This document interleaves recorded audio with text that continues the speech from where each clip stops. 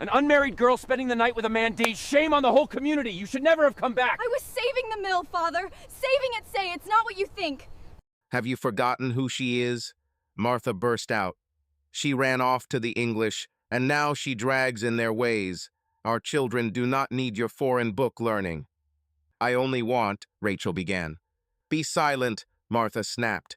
It is not for you to teach us how to live. Do not scroll. The best part is ahead. Subscribe, leave a like, and drop a comment. A week ago, Rachel Stoltzfus was coming home after many long years lived in the English world, that is, the non-Amish world. She held a small suitcase tight to her chest. Her heart was pounding up in her throat. Ahead lay a meeting with the family and the church community she had left behind. Her father, Ile Stoltzfus, stood by the roadside at the bus stop beside a horse-drawn wagon. He did not wave, and he did not smile. He only watched intently as his daughter approached. Rachel slowed her step and dropped her gaze. She felt the weight of her father's gray eyes upon her. Get in, Ile said shortly when Rachel came up. She climbed in and sat beside him, the suitcase on her knees. Father clicked to the horse, and it started forward.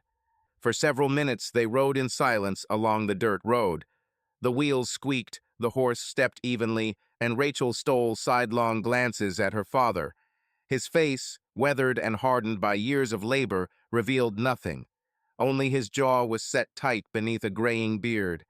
Thank you for coming to get me, Dad, she said at last in a low voice, daring to break the silence. Eli did not turn. He only gave the faintest lift of a shoulder. Your mother would have wanted it, he answered dryly. She would not have rested easy if you were coming back alone late at night. At the mention of her late mother, Rachel's heart pinched. She lowered her eyes. I would have managed, but thank you all the same. Father said nothing. The wagon passed familiar fields and houses. Rachel noticed silhouettes, neighbors, fellow believers studying their wagon from doorways. Some peered out only with curiosity. Others dropped their eyes as soon as she met their gaze. Her return had not gone unnoticed. At last, the outlines of her childhood home emerged from the dusk.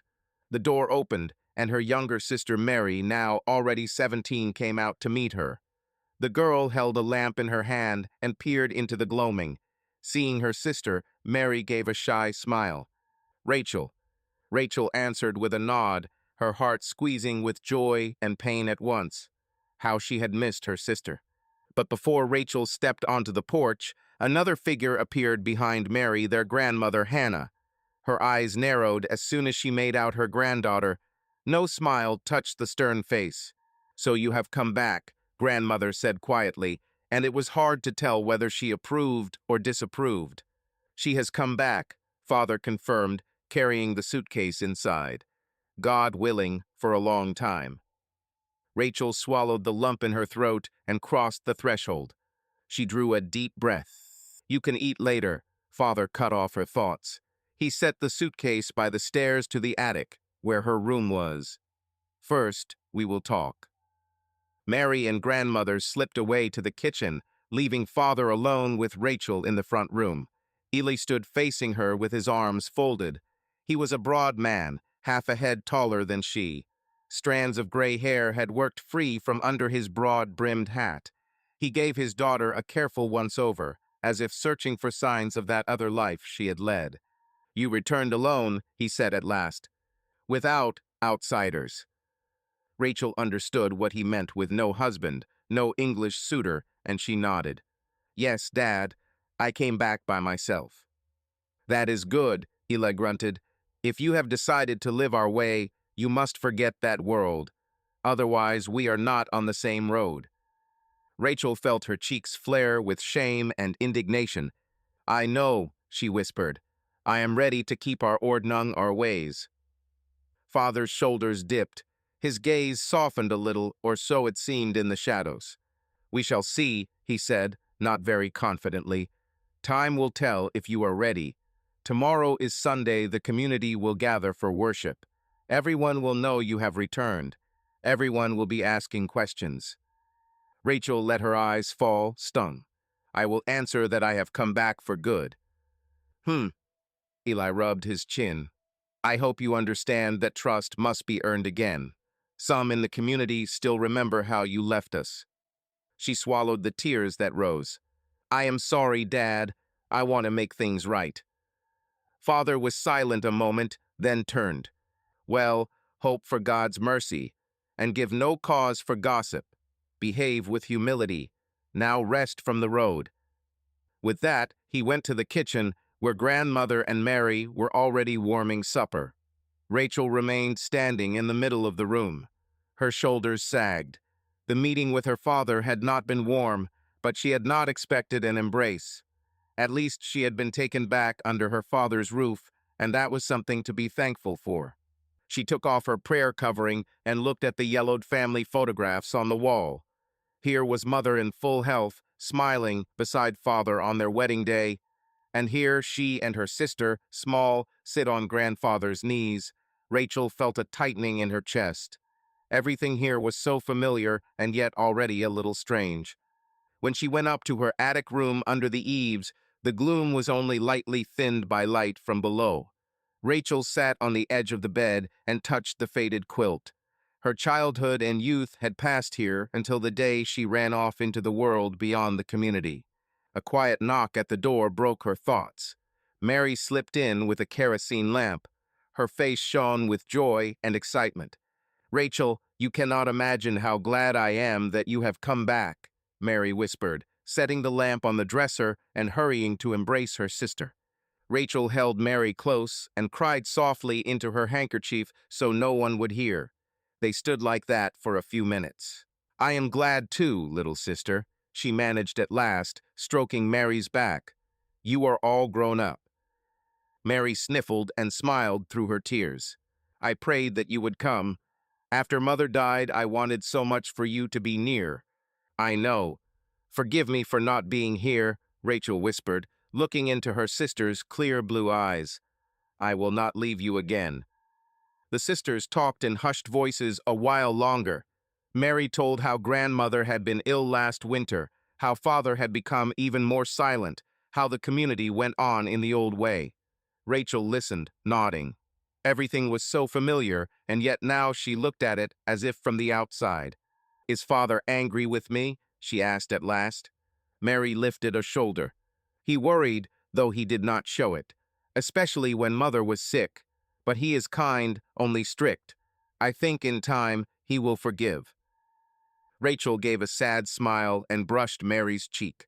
I hope so. Soon Mary went back downstairs to help grandmother. Rachel was left alone. She sat by the small window that looked out on the dark shapes of fields and the roof of the old mill by the river in the distance. Once, that mill had ground grain for the whole area, and now it stood abandoned. As a child, she had loved to play there. Her thoughts snapped back to the present, the mill, forgotten by everyone. Rachel pressed her forehead to the cool pane. A bold plan rose in her mind to restore that mill and open a school there for the community's children. In the English world, she had dreamed of teaching. Would they allow it here? Her heart quickened at the thought. Was it too daring? Would it stir up fresh conflict? Rachel bowed her head and whispered a prayer, asking God for strength. At daybreak the next morning, Rachel rose and decided to go look at the old mill.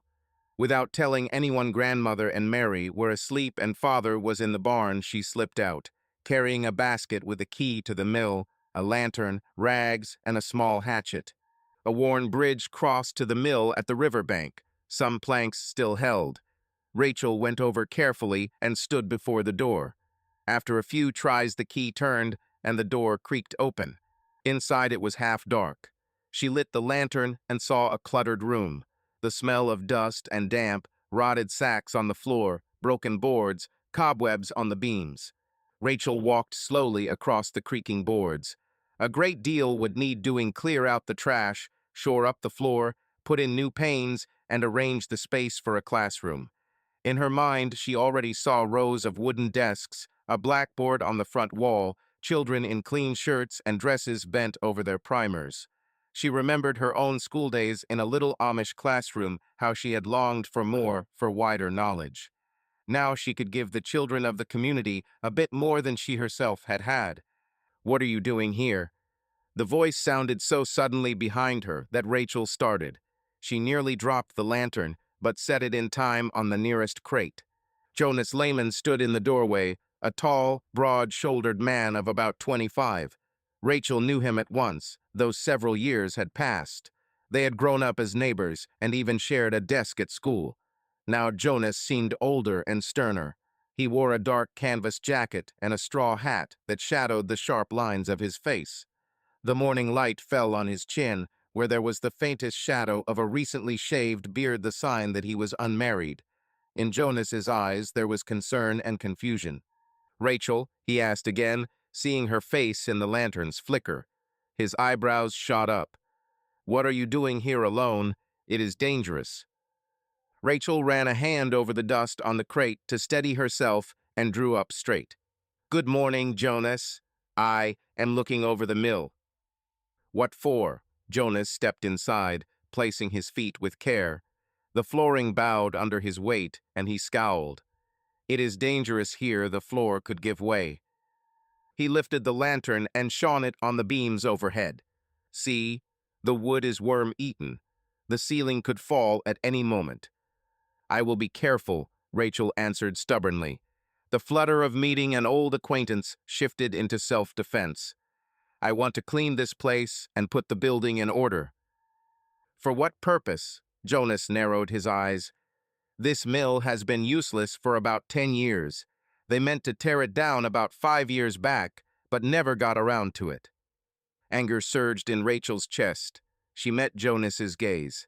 "It is useful to me. I want to open a school here for our children." Jonas stared at her as if he could not believe his ears. "A school? In this rotten mill? I will clean it out and repair it. You are a carpenter, you could help," she added shyly, but when she saw his face darken, she bit her tongue. Jonas did indeed frown deeper. "Rachel, you have only just come back, and you are at it already. Is the school we have not enough for you? Our children already get what they need." "Not every child can get to that school," she said hotly. "Some live far away, and it is hard for them to travel. And also, I want to teach them a bit more than just reading and numbers. I can teach better English, give them broader knowledge of geography, of history." "Hold on," Jonas cut her off with a sharp gesture. "We do not need your English novelties here. While you lived in the city, things were fine here. Do not think you can come back and teach us the right way to do things." Rachel flushed. "I am not trying to teach anyone the right way. I just want to help the children. What is wrong with that?" Jonas pressed his lips together as if holding back irritation. "Nothing is wrong with that. But our Ordnung, our order, is not your business, Rachel. You know the elders may not approve your plans." Hurt stung the tip of her tongue. "I am part of the community too, am I not? I have returned, and I want to do something useful." "Useful?" he echoed with irony. "Instead of helping your father or your sister, you take up something no one asked for." The word struck home, but she did not show it. "No one asked because no one knew it could be done. If I explain the idea, perhaps people will agree." Jonas shook his head. "I doubt it. The school we have is enough for the community. And more learning. For what? So the young people will be pulled into the English world the way you once were." Rachel flinched as if from a slap. Darkness rimmed her vision. "That is not fair." She fell silent, unwilling to lay bare her old pain before Jonas. Instead, she stood straighter and spoke firmly. "I will try, regardless. If the bishop and the others allow it, I will open the school." Jonas sighed and set the lantern back in her hands. "Do as you think best, but you should not have started this." He turned toward the door. On the threshold, he paused for a moment and, without looking back, added more gently, "Be careful here, all right? This mill truly could collapse. You should not come out here alone." Rachel stood in the dusty room trembling with hurt and agitation. She wanted to shout something after Jonas to let her tears or anger fly, but she only watched in silence as he went away. When his figure vanished in the morning mist, Rachel lowered her eyes to the filthy floorboards. Her heart clenched. She had not expected approval, But to hear such accusations from Jonas Layman pained her. Did everyone truly think she had returned only to bring in English ideas? Rachel brushed away an unwelcome tear with a dusty sleeve. No, she would not back down. On the next Sunday, the community gathered, as usual, for worship in the home of grandfather Jacob Lapp. After prayer and the sermon, several elders stayed to discuss business, and, contrary to custom, which kept counsel behind closed doors, Rachel stood in the corner, wringing her handkerchief. The bishop of the community, Moses Beakey, a slender older man with a long white beard, rose and called the room to attention. Brothers, before we move on to other things, we must consider an unusual matter. As you know, Rachel Stoltzfus has returned to us. She wishes to make a proposal about the children's schooling. The room went quiet. Rachel felt as if her heart would leap out of her chest. She was grateful for the bishop's neutral tone, but she understood she would now have to speak before everyone. "Rachel, say what is on your heart," Moses said gently and motioned her forward. Rachel nodded and stepped out.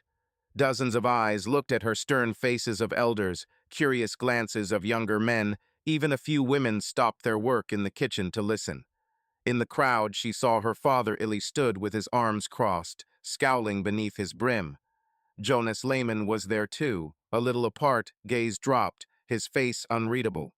Rachel cleared her throat. At first her voice would not obey. Her mouth was dry. But she made herself speak. "I would like to propose opening an additional school in our community for the children, in the old mill by the river."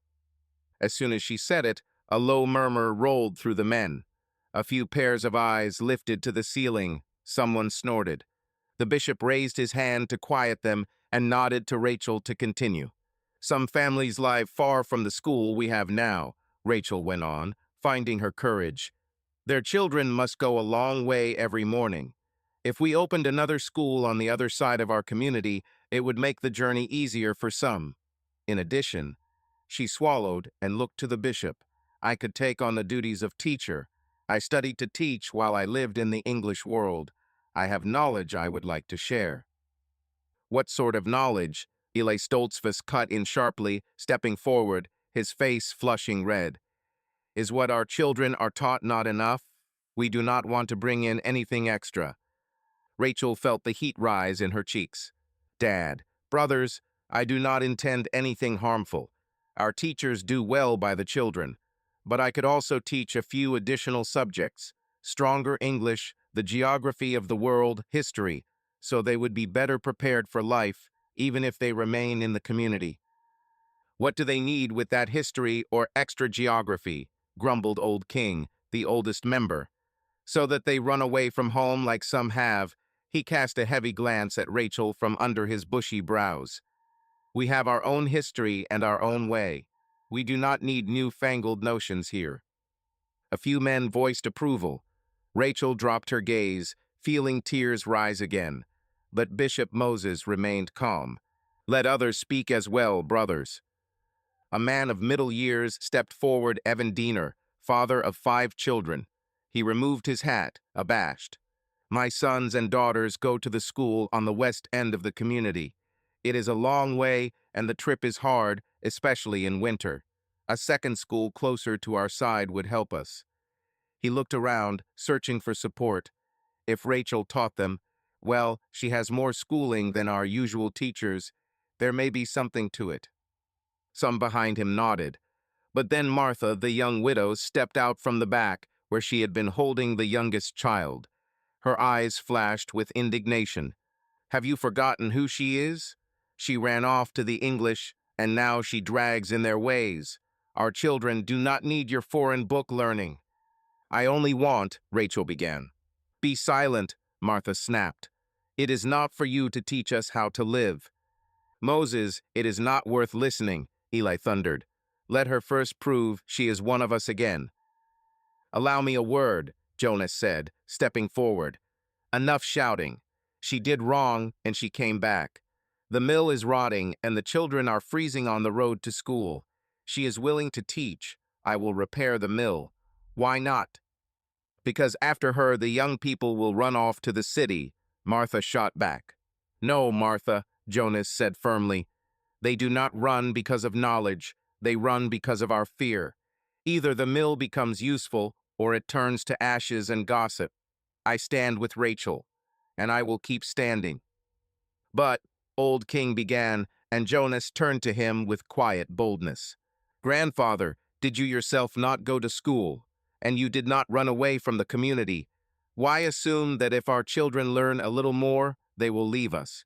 No one is proposing to send them to city schools. Rachel wants to teach here, in our village, in the Amish way, only a bit broader. A few younger men called out in agreement. That is right, Jonas. Rachel stared at Jonas, mouth slightly open. She had not expected such support from him, especially after he himself had tried to dissuade her a few days earlier. Her heart fluttered with sudden gratitude and a tender warmth. I think it is worth considering, Jonas concluded, turning back to the bishop. Hear in detail what Rachel proposes, figure the cost of repairs, and then decide. Why not? Moses Beakey stroked his beard. Jonas's support sparked lively debate. Quiet, brothers, the bishop raised his voice, and the murmur ebbed. I think Jonas is right. We should consider the proposal carefully. Without prayer and the agreement of the whole community, we will do nothing. Let us not rush. Lai pressed his lips tight, but held his tongue. Old King snorted and turned to the wall. Evan Diener and a few others nodded their approval. Moses went on in an even tone. I propose this. Next Sunday after service, we gather separately as a council and examine the idea in detail. Let Rachel prepare exactly what she wants to teach, how many children, what help she needs. Then we will decide whether the community will give its blessing. It was a compromise, and everyone understood. Rachel was so relieved that she nearly wept for joy. She bowed her head quickly. Thank you, Bishop. Thank you, brothers. Nothing is decided yet, my child, Moses said gently, looking at her strictly but not without kindness. But we will listen, and now let us pray over this matter and go to the table. The women have prepared dinner. The council ended and people dispersed. Mary took Rachel by the arm.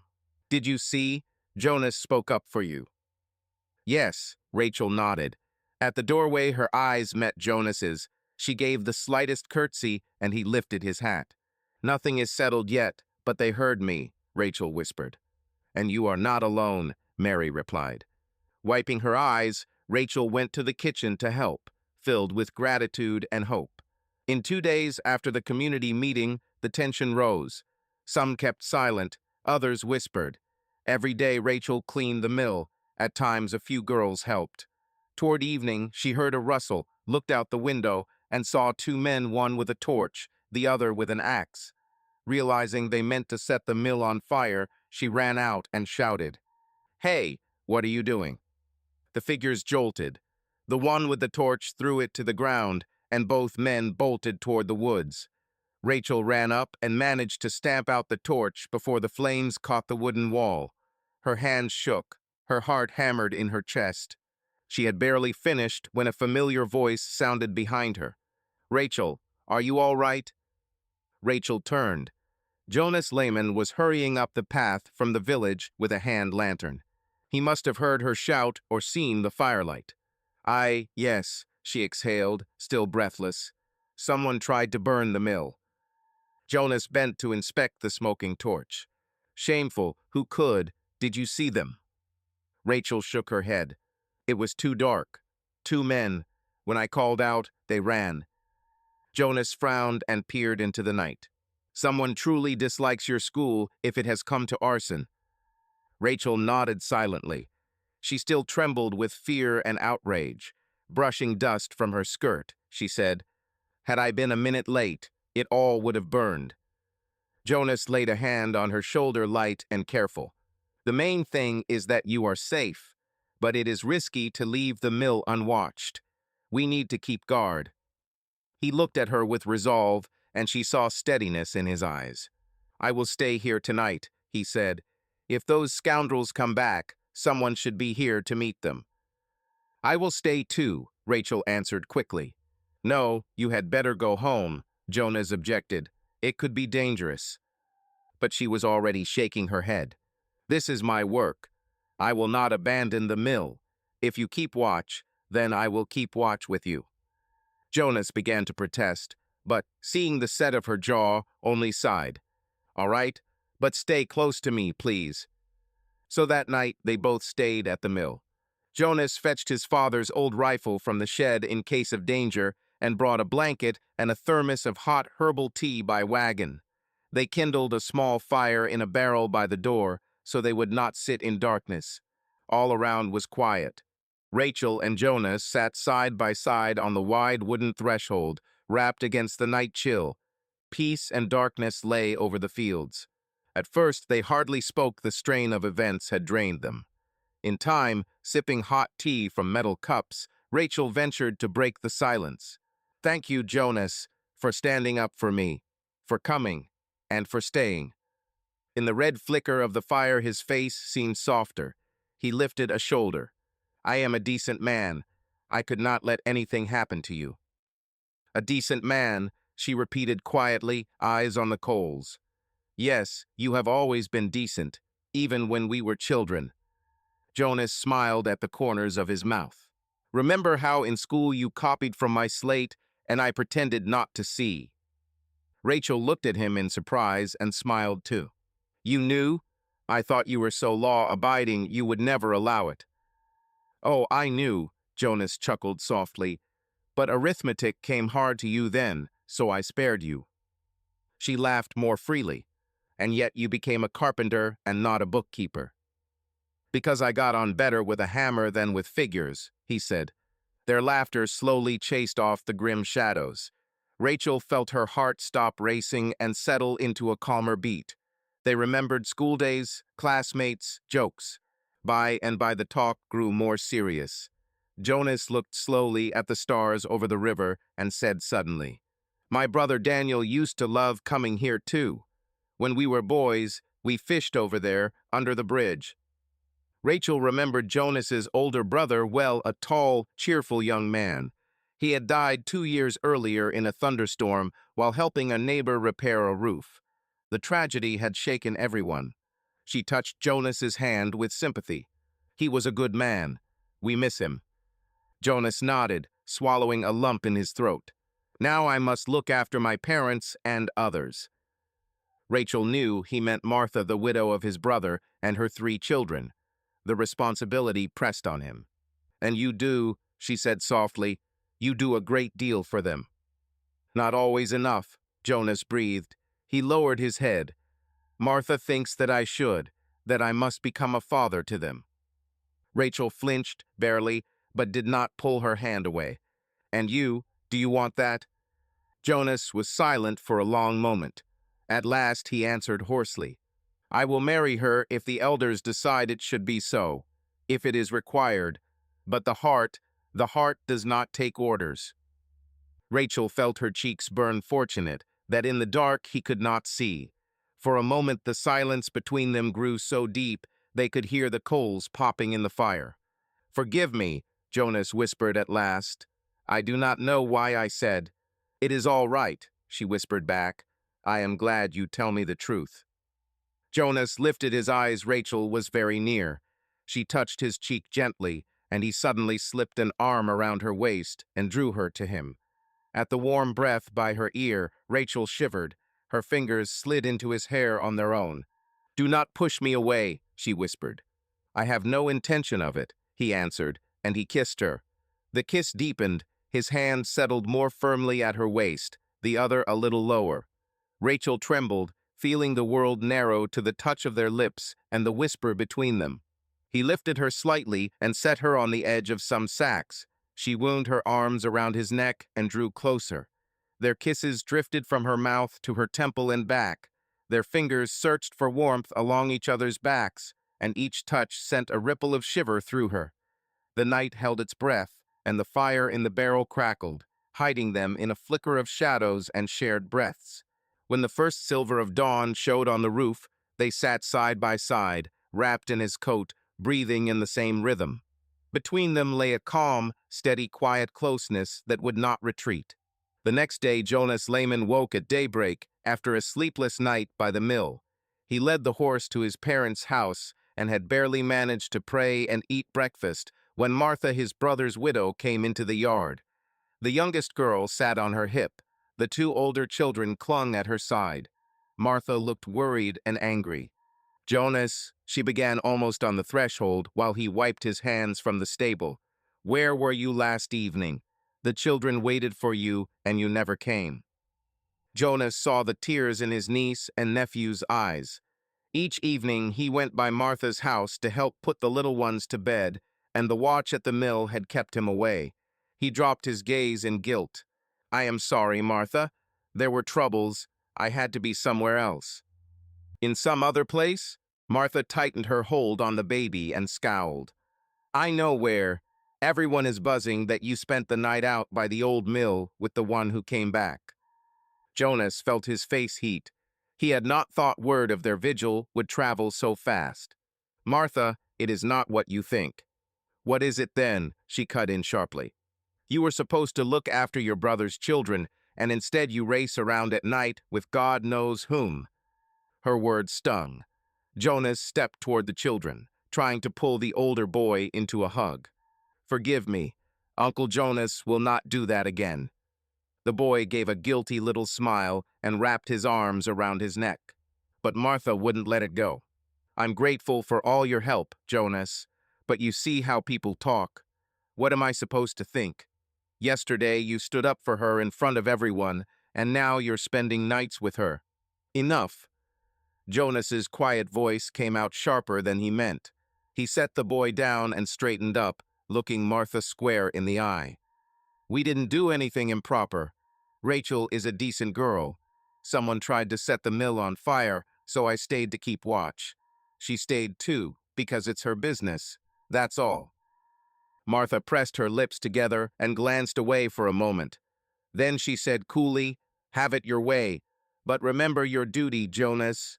Daniel would have entrusted us to you if he could." With that, she turned and walked off without saying goodbye. The children trotted after her, looking back over their shoulders. Jonas stood in the middle of the yard, feeling a heavy stone settle in his chest.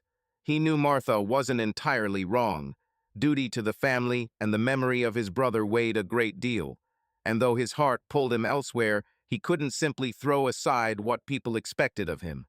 That evening at the Stoltzfus home, another hard conversation took place. Rachel was busy in the kitchen, helping her grandmother with supper, when her father appeared in the doorway. Eli silently motioned for his daughter to step outside. Grandma Hannah only shook her head sadly as she pulled bread from the oven. The sun had already set, and dusk wrapped the yard. Eli stopped under the wide old pear tree, arms folded. "I heard someone attack the mill last night," he began without a greeting. "And you sat there all night with that layman boy."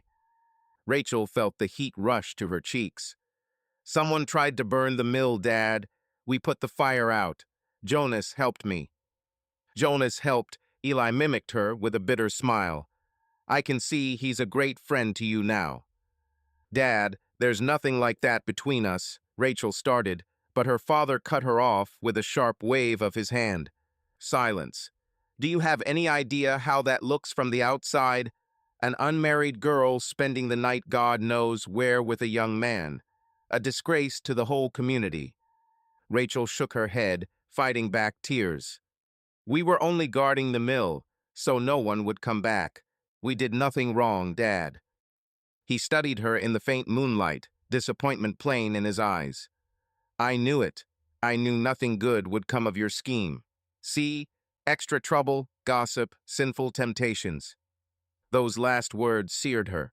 She bit her lip, trying to steady her voice. "Dad, you don't think that poorly of me, do you? I was only trying to do a good thing." "A good thing?" Eli spit the words out with contempt. "Good for whom? Someone nearly lost their home, and you nearly caused a bigger fire. Shame on the whole district." "How is that my fault?" The protest burst from her. "I didn't set the fire." "But you gave people a reason," her father snapped. "Some folks will do anything to stop someone like you. You knew your idea rubbed many the wrong way, and you still shoved ahead stubborn as ever.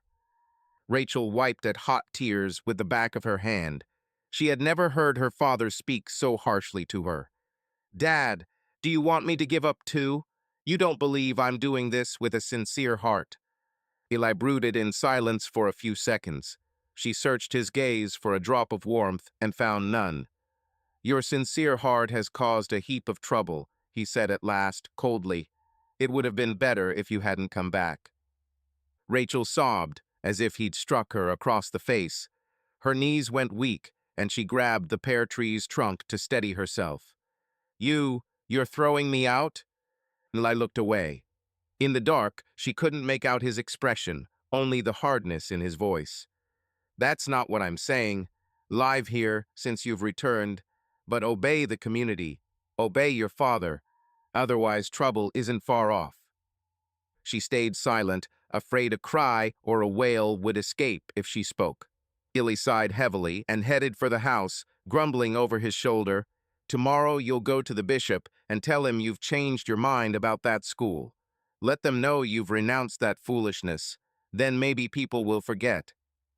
Rachel didn't immediately realize she was alone under the tree, lost and shaken. Her father's words had deafened her. She sank onto the bench by the house and let the tears fall. She had no idea how long she sat there in the cool air, sobbing into her hands. A warm touch brought her out of her daze. Grandma Hannah had quietly sat down beside her. The old woman stroked her granddaughter's back without a word. "Sweetheart, don't cry. I know it hurts, but God tests those he loves." Rachel rested her forehead against her grandmother's shoulder, like when she was little. "Grandma, I only wanted to do good. Am I wrong?" Grandma Hannah gave a sad little smile. "Good work always comes hard.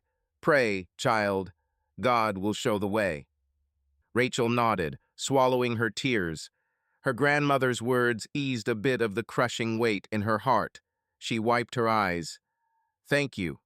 Now come inside," Grandma said gently, helping her up. "You need to rest." Catching her breath, Rachel thought of Jonas. After the night they'd shared, he hadn't come by the mill and hadn't sent word all day. She hardly dared think about the feelings that had flared between them that night. Surely he didn't want to either. Maybe it's for the best, she thought with a pang, closing her swollen eyes. Her world felt shattered. The community condemned her, her father turned away, and Jonas kept his distance. That night Rachel couldn't find a place for herself. She nearly decided to give up the dream of a school, but the thought of going to the bishop in the morning and renouncing her plan tore at her heart. Unable to sleep, near midnight she slipped out of the house and walked to the place where she'd spent most of her recent days. The moon laid a pale path along the trail. Rachel stepped into the mill, sank onto a pile of sacks in the corner, and broke into quiet sobs. In the dim, empty building, it felt like she was mourning not only her dream, but all the love she had poured into it. Suddenly, the boards creaked nearby. Rachel sprang up, hurriedly wiping her tears. A slit of moonlight slipped through the cracked door, and in it she saw a man's figure easing inside. "Rachel," came a muffled voice. She knew Jonas before he even reached her. Her heart lurched with joy and hurt all at once. She turned away quickly, trying to hide her tear-streaked face. "What are you doing here, so late?" Jonas stepped closer. In the moonlight, she could see he was bareheaded. His tousled hair fell over his brow. "I stopped by your house. Your grandmother said you'd gone to the mill. I was worried." Rachel smiled sadly through tears. "Worried? After everything? You'd better keep your distance from me, Jonas. I only bring trouble." Jonas let out a heavy sigh and sat beside her on the sacks, close, but facing her. "Don't say that. You've done nothing wrong." "How can you say that?" she whispered, rubbing away tears with her sleeve. "My father says it would have been better if I hadn't come back, that I'm a disgrace to our family." Her voice broke, and she covered her face with both hands to stop another wave of sobbing. Jonas, flustered, reached out a hand as if to touch her shoulder, then hesitated. "Rachel, Eli's hot-headed right now. He loves you. He just doesn't know how to accept." She shook her head, still hiding her eyes. No, he's right. I'm only ashamed to you all. Maybe I should really go away and let everyone live in peace. Those words pierced Jonas deeply. He seized her by the wrists and drew her hands down from her face. Don't you dare say that. Rachel stared at him in surprise. In the half-dark, his eyes looked almost black, filled with anger and something else she didn't recognize. He spoke with feeling, still holding her hands. You're not a shame and you're not a burden. You are good. You're brave and sincere, and I won't let you leave again. Do you hear me? She froze, stunned by his words and by his nearness. Her hands were in his, warmth racing through her whole body from that touch. Jonas, she whispered, her heart pounding. But what can I do? My father, the community. Hush, Jonas breathed, pulling her fiercely into his arms. She found herself held tight. Don't think about them. They're wrong if they can't see who you are. Rachel felt her head spin. She pressed her forehead to his chest, and her sobs softened into tears of relief. I'm so scared. It hurts so much, Jonas. His hands moved gently along her back, smoothing away the fear. I know, girl, I know. I'm with you. They stood in the darkness, moonlight tracing the outline of their figures as they held each other. Rachel felt safer than ever. At last she leaned back a little, lifting her wet eyes to him. Are you truly with me? Then why did you avoid me all day? Jonas touched his forehead to hers, remorseful. I'm sorry, Martha, she said things to me, about us. I didn't want to harm your reputation anymore. I thought it was better to keep my distance. Rachel slipped her arms lightly around his neck, afraid to let go even for a moment. I don't care what anyone says.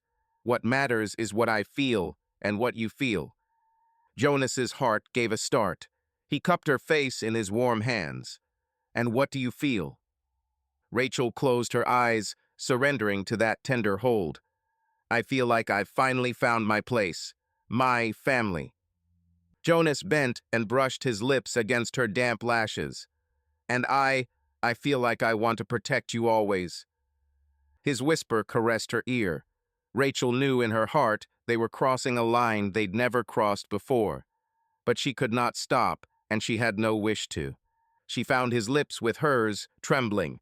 At first the touch was feather light. Then Jonas drew a deep breath and kissed her for real fiercely, hungrily, pouring out all the pain and love he'd been carrying. Rachel clutched at the front of his jacket so she wouldn't fall, the ground seeming to slide away beneath her with a rush of feeling. They didn't know how long that heady joining of lips lasted. Time seemed to stop within the old mill, leaving them alone with the stars.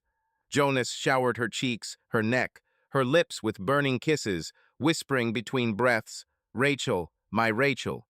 She trembled in his arms, a hot wave washing through her body. For so many nights, she had never even imagined she'd be in his embrace like this, and now it was real. He eased her back onto a rough pallet of old sacks and lay down beside her, never breaking away from her mouth. I love you, she breathed, barely audible during a brief pause between kisses. Jonas went still for a moment. He looked at her in the half-light, her loose hair falling over her shoulders, her eyes shining with tears and desire. He traced her cheek with a tender finger. I love you too, Rachel. Hearing those words was bliss. Her answer was another swell of passionate kisses. Words were no longer needed. In their wild union, there was no shame and no doubt, only a love that had finally found its way.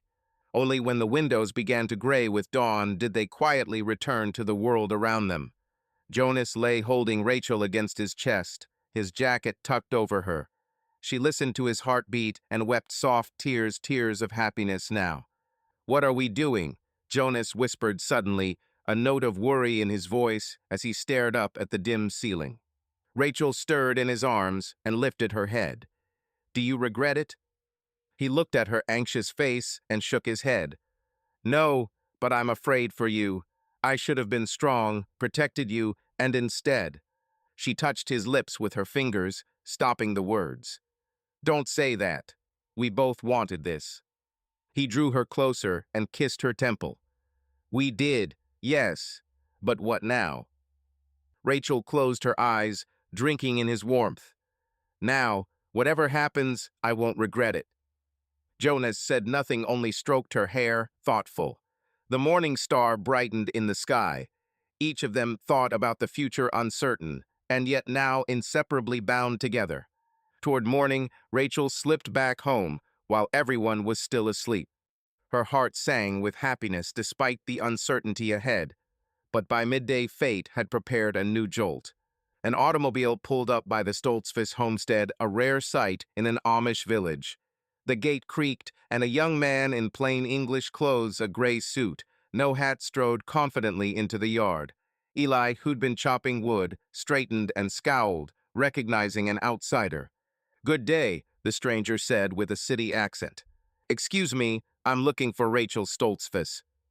Eli lowered his thick brows. "What do you want with her?" The man unbuttoned his jacket as if he'd suddenly grown warm. "My name is Samuel. I'm a friend of Rachel's. I came to see her." Eli hefted the axe onto his shoulder, his face darkening. "Rachel has come back home. She doesn't need friends from your world." Samuel didn't back down. He just swallowed and answered firmly, "Whether she needs them or not, that's for her to decide. I came for her sake, and I want to talk to her." Such steady insistence in his voice riled Eli, but he held himself in check. He struck the log, leaving the axe buried in the wood, and called curtly into the open doorway, "Rachel, someone's here for you." Rachel, who'd been finishing flatbreads in the kitchen, stepped onto the porch, dusting off her apron. Seeing the familiar figure at the gate, she gasped, "Sam?" Her heart clenched painfully.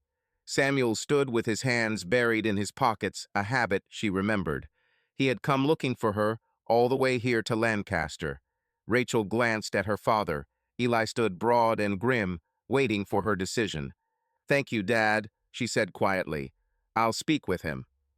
Eli muttered something and went inside, the door banging behind him.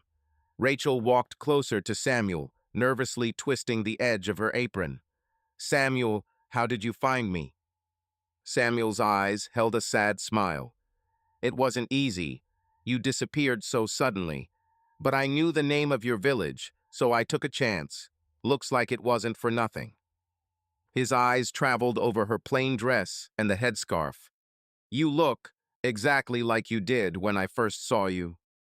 Rachel felt the old tenderness and the old guilt rise at once. "Why did you come, Sam? We said goodbye." Samuel stepped nearer. "Said goodbye? You just ran, Rachel. Without a word, I couldn't leave it like that." She dropped her gaze, remembering the day in the city when she decided to return to the community and left Samuel with a broken heart. "I'm sorry, I didn't know what else to do." He gently took her hands. The touch startled her. Jonas's hands were work-roughened, while Sam's were soft and slender, now strangely unfamiliar. "Listen," he began quietly. "I came to take you back, if that's what you want.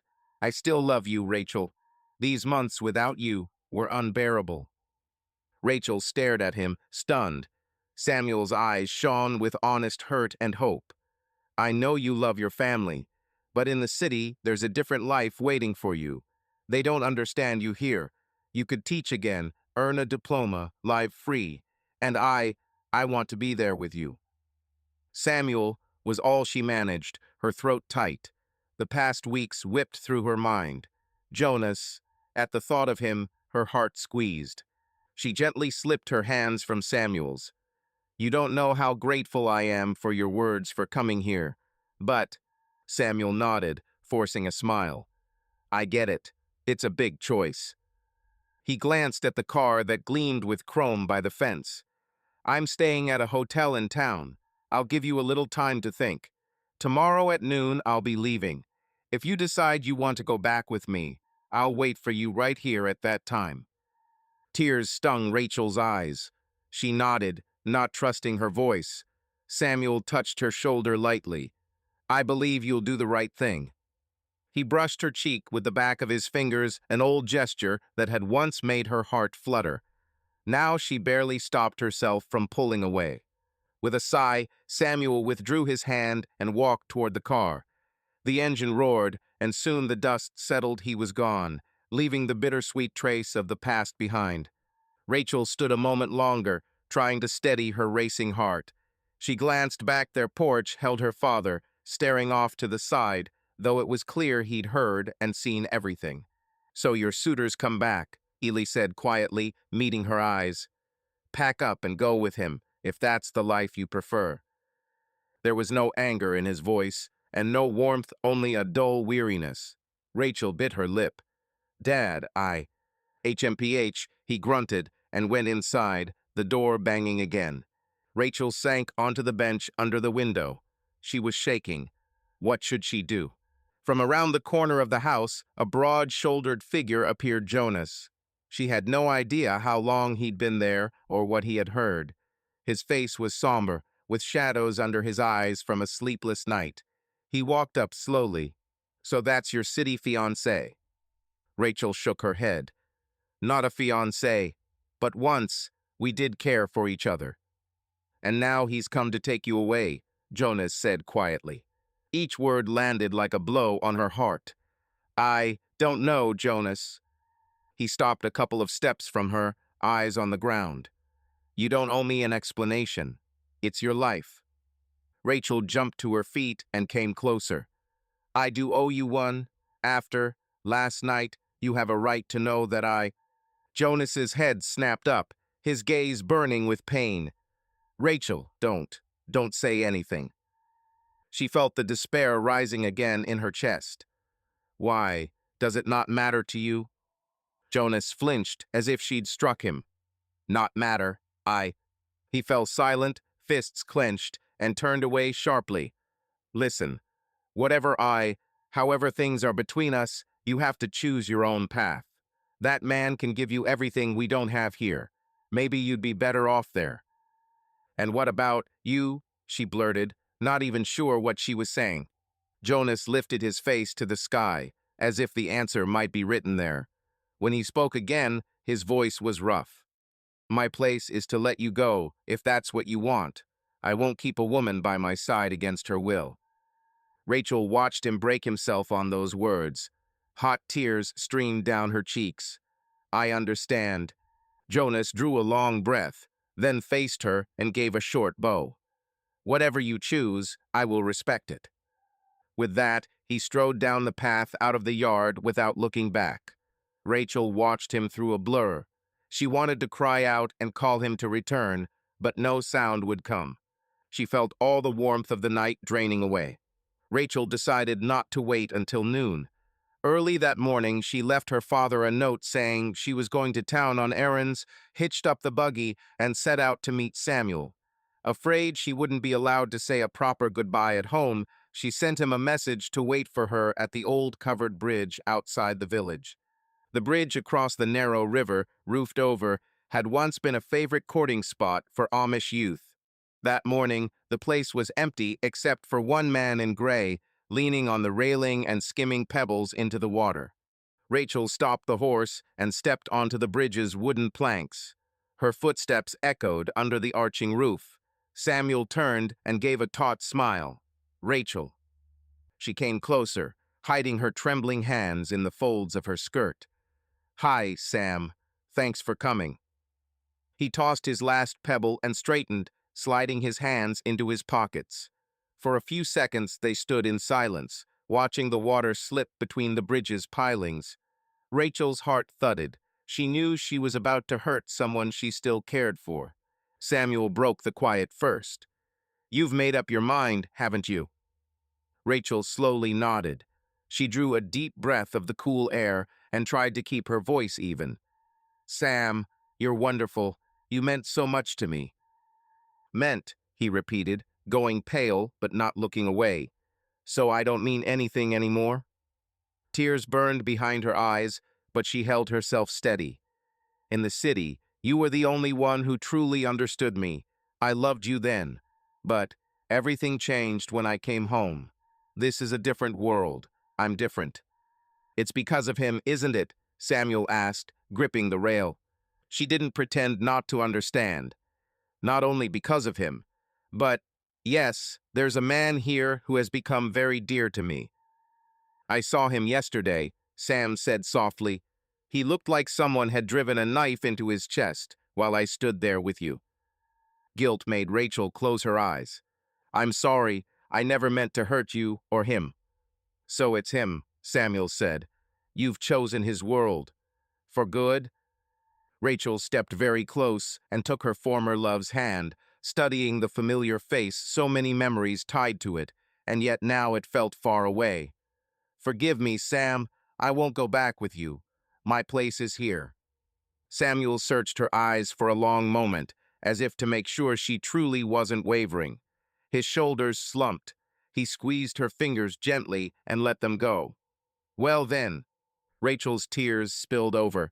She threw her arms around his neck one last time and whispered, You were my friend and more. I'll never forget you.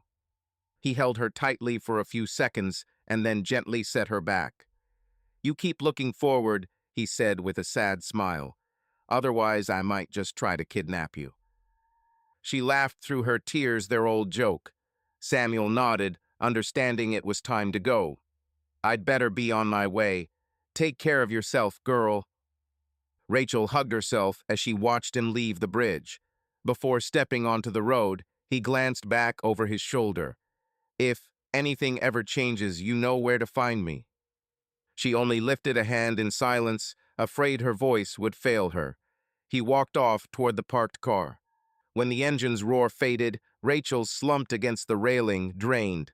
Samuel had been her last link to her former life. By letting him go, she had cut off the path back. Then she turned and hurried to her buggy. She ached to see Jonas as soon as possible and tell him she had made her choice. Rachel made it back to the village before noon. Too keyed up to go home first, she went straight to the layman place. Jonas was splitting wood when Rachel appeared at the gate. You came back, he said quietly. I did. I've decided I'm staying. And Samuel? He's gone. That's the past. And the school? And your father? Jonas frowned. I haven't renounced it. Tomorrow I'll speak with the bishop. Will you be by my side? After everything, are you sure? Tell me this, are you an honorable man or not? Jonas had braced himself for anything but that question. He blinked, thrown. What? Rachel lifted her chin, anger and love giving her strength at once. If you're honorable, Jonas Layman, you won't back away now. You won't run from responsibility for me, for us. She rushed into his arms. I love you. You do? I do, and I'm not going anywhere. Then I'm with you as long as I live, he said, kissing her. They stood there, laughing through tears. Jonas's father, Abram, came out. Thanks be to God at last. May the Lord bless you. Bring the girl inside, he added. Jonas took Rachel's hand. She felt a wave of relief. She had been accepted. A month passed. The autumn sun shone bright through the newly washed windows of the old mill, now turned into a roomy schoolroom. Along the walls stood wooden desks Jonas had crafted with care. On the front wall hung a slate chalkboard, and beside it a map of the world, a gift from the community as a sign of support. About 10 Amish children, from 6 to 14 years old, sat at the desks, repeating in unison, A, B, C, D. In a simple blue dress and a starched apron, Rachel walked the rows with a warm smile. E, F, G, very good, Jacob. Now, young Martha, write the letter G again. Little Martha, the daughter of the same Martha, who had been a widow, carefully shaped the letter on the board. Her mother sat in back with a baby on her lap, watching with pride. The widow had fully come around to accept Jonas and Rachel's choice. A few adults stood by the door. The first lesson at the new school had drawn curious parents. Eli Stoltzfus was among them. He scowled as he watched his daughter teach, but when Rachel met his eyes, he gave the slightest nod. It was a silent truce. X, Y, Z, the children finished together, and Rachel clapped her hands. Wonderful. Now it's recess, go outside and play. The youngsters burst into the yard. where a swing and a bar had been set up for them on the grass. The parents followed, chatting about what they'd seen. Ely walked up to his daughter. Rachel froze, waiting. He stood silent a long moment, then said, each word like a stamp, "You're a good teacher, daughter. Your mother would be proud." Joy leapt in Rachel's heart. "Thank you, Dad," she whispered, but he was already heading out. Still, she knew now. Her father was no longer ashamed of her. "Sweetheart," came Jonas's voice from the yard. Smiling, Rachel ran outside to meet the man she loved. Jonas had just finished fixing the blades on the mill wheel. The river ran low, but the old mill had come to life again, at least symbolically. The wooden wheel turned slowly in the quiet splash of the stream. "Look, it works," Jonas called happily, wiping his hands. He helped Rachel down the steps and slipped an arm around her waist. Together they watched the circle reflected in the water. "Just like us," Rachel joked. "So much has happened, and we're still standing." "And we've got good work ahead," Jonas winked toward the school. "By the way, Mrs. Teacher, isn't it time for the second half of lessons?" Rachel glanced back. The children were filing in from recess, chattering. "Yes, Mr. Assistant," she laughed, plucking a straw from his shoulder. "And will you make it by evening for the marriage vows?" Jonas nodded. Their wedding was set for a week away, and that day they planned to announce their engagement to the community. He kissed her on the cheek, modestly, so the children wouldn't see. "I'll make it, no question. I won't let any mill in the world keep me from marrying you." Rachel laughed and gave him a playful shove. "Jonas, the children are watching." He puckered his brows in mock severity. "So what? You'll be my wife soon." She blushed, but her eyes shone with happiness. Gently slipping from his arms, she went to call the students back to class. Jonas lingered a moment, watching her slim figure in the sunlight. His heart brimmed with gratitude to the Lord for this gift. Subscribe to our channel so you don't miss out, because this story is nothing compared to what's coming next. If you are under 18, don't even think about clicking next.